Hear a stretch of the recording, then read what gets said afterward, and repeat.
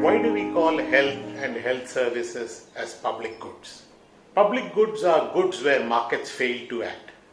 When it comes to health services, the same quality of health services is required for everyone. And that is something that markets are particularly notorious in being unable to do, which government therefore necessarily has to be the prime provider or in some sense the prime guarantor of the provision of.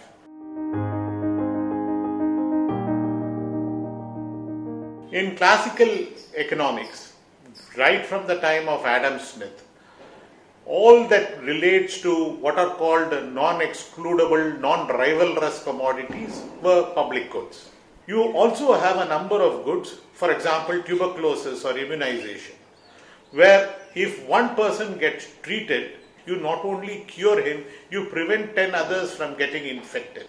Here again, since it's not reflected in the price paid by the individual, governments need to act. Markets fail to act even in ordinary day-to-day healthcare. There is a high level of information asymmetry. People cannot make an informed choice. They have to put a high level of trust in the doctor. And third, the interest of the provider and the interest of the client is not mediated through the market. And finally, there is the notion of professional power. So for all these reasons, we can't let healthcare to the markets. It is necessary for the productivity of a nation. It also enshrines the values that we hold dear. A value, for example, that everyone should be healthy and the society is committed to making sure of that.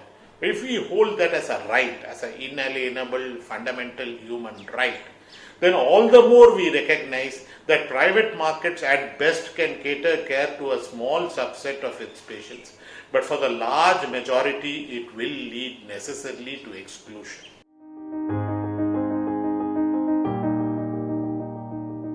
Those who are poor are the first and most obvious candidates for exclusion.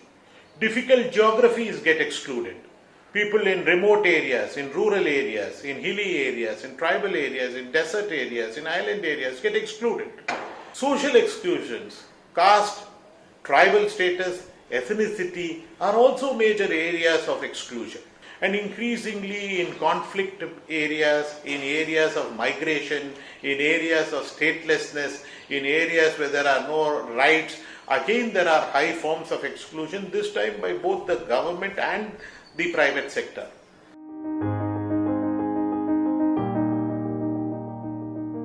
One of the main points of intervention should be the strengthening of public services. And by this, let me be explicit, I mean the public delivery of services, public ownership of services, and therefore at some point where the public providers are completely free of the market forces at work. The moment monetary incentives are there, then at some point decision making gets altered towards the profit making consideration, even at the level of the scientific decision that needs to be taken.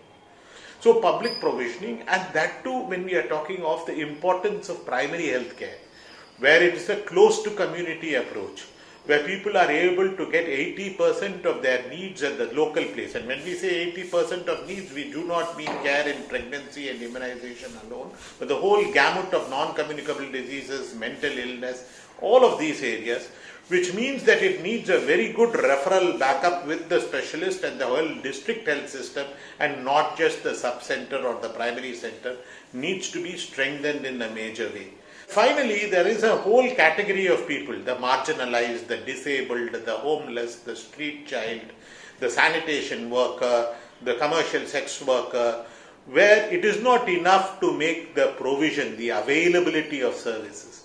We are going to need positive, affirmative action, because they are at a level of exclusion where just the access to physical access is not going to materialize into the utilization of healthcare services.